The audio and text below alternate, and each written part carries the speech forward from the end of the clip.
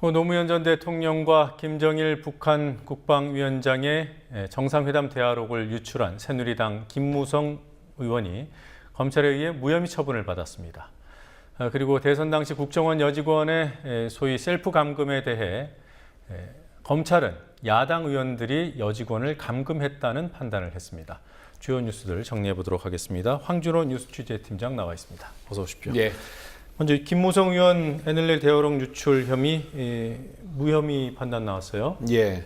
공공기록물 관리법 위반 혐의로 고발돼서 지난 1년 가까이 검찰이 수사를 했었는데 공공기록법 관리법에는 업무 처리 중에 알게 된 비밀을 누설한 자를 처벌하게 되어 있습니다. 그렇지만 김무성 의원은 정상회담과 관련한 업무를 처리하는 당사자가 아니다라는 이유로 무혐의 처분을 내렸습니다. 박근혜 대선 캠프 종합상황실장이었던 권영세 주중대사도 같은 이유로 무혐의 처분을 받았습니다. 고발된 사람들 중에서 딱 한 사람, 정문원 의원만, 새누리당의 정문원 의원만 노무현 대통령이 정상회담에서 NLL을 포기했다고 맨 처음 얘기한 문제로 벌금 500만 원에 약식 기소됐습니다. 정 의원이 청와대 통일비서관을 하면서 이명박 정부 때 청와대 통일비서관을 하면서 비밀을 알게 된 거니까 업무 처리 중에 알게 된 비밀 누설, 이 상황에 해당한다는 겁니다. 네. 자, 약식 기소면 앞으로 재판이 어떻게 진행되는 거죠? 예, 약식 기소는 피고인은 법정에 서지 않고 서류만으로 심리해서 벌금형을 부과하게 됩니다. 국가 기밀을 유출했지만 뭐 그렇게 큰일이 아니다라고 본 것, 그렇게도 해석이 되는데요. 윤웅걸 서울중앙지법 제2차장은 전직 대통령의 발언과 관련한 것이라서 국민의 알 권리도 있다고 봤다라고 자신들의 판단을 정당화했습니다. 그런데 그런 논리로라면 사실 모든 정상회담 대화록을 공개해도 문제가 되지 않습니다. 예컨대 이명박 대통령이 미국 대통령한테 쇠고기 수입에 관해서 무슨 양보를 했는지, 또 한일 정상회담에서 독도에 대해서는 지금은 곤란하다, 조금만 기다려달라는 말을 실제로 했는지, 이런 것들에 대해서 국민들이 지금 굉장히 궁금해하고 있으니까 검찰의 논리대로라면 알 권리를 위해서 유출을 해야 된다는 겁니다. 네, 윤웅걸 2차장이에요. 예. 네, 좀 낯이 익은 이름입니다.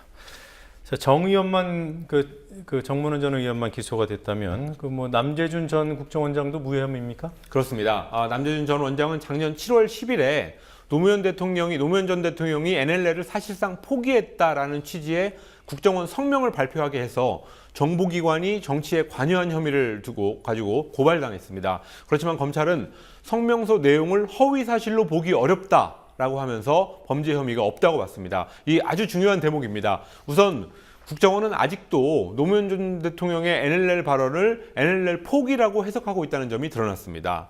최근에 새누리당의 윤상현 의원까지도 노 대통령의 NLL 포기 발언이 없었다라고 180도 말을 바꿨는데도 불구하고 검찰은 아직도 국정원의 성명, 그러니까 NLL을 포기했다라는 성명이 허위 사실이 아니라고 본 겁니다.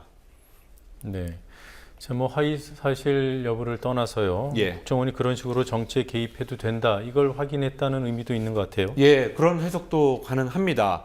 정보기관이라는 곳은 허위 사실로건 아니면 진실로건 간에 어쨌든 정치에 개입해서는 안 됩니다. 그렇지만 검찰이 허위 사실이 아니라서 범죄 혐의가 없다라고 판단을 했다면 앞으로 국정원의 정치 개입에 길을 닦아줬다고 볼 수도 있는 그런 상황입니다. 네.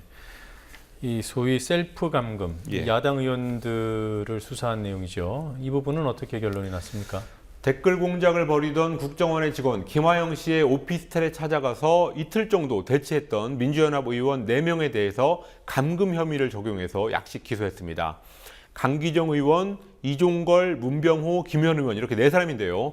윤웅걸 제2차장은 민주당 의원들은 대치 상황이 종료될 때까지 김화영 씨가 컴퓨터를 제출하기 전까지 누구든 오피스텔에 들어가거나 나오지 못하게 하려고 했다라고 하면서 기소의 이유를 밝혔습니다. 김화영 씨의 출근을 막고, 그러니까 국정원으로의 출근을 막고 가족의 출입을 막기도 했다고 덧붙였습니다. 네. 김화영 씨 본인이 문을 열고 나오면 되는 거잖아요. 예. 네. 밖에서 출근을 막았다, 이렇게 본 거군요. 그렇습니다. 그동안 정부와 여당 국정원이 했던 주장을 검찰이 그대로 되풀이했습니다. 자발적으로 나올 수 있었는데도 안 나오고 그 안에서 범죄 혐의와 관련된 자료를 지우고 있었는데 그걸 가지고 감금 피해라고 할 수 있느냐, 상식에 맞지 않는 말을 검찰이 했다는 말이 오늘 많이 나왔습니다. 또 당시에는 야당 의원들 이 4사람 말고도 경찰, 또 선관위 직원 이런 사람들이 바깥에 같이 있었습니다. 그래서 검찰의 논리대로라면 선관위 직원하고 검찰들은 감금을 방조한 사람들이 되게 됐습니다. 네, 이 야당 의원들 약식 기소를 받아들이지 않겠어요? 예, 의원들을 4명은 정식 재판을 해라 이렇게 청구하기로 했습니다. 약식 기소라는 게 약식이긴 하지만 어쨌든 죄를 인정한 건데 죄가 아니라는 걸 가리기 위해서 정식 재판을 해야 된다는 겁니다. 그래서 오늘 따로 이 4명의 의원들이 따로 성명을 냈는데요. 황교안 법무장관과 김진태 검찰총장은 검찰 조직을 국정원 요원의 대변인 수준으로 전락시킨 책임을 지고 사퇴하라고 요구했습니다.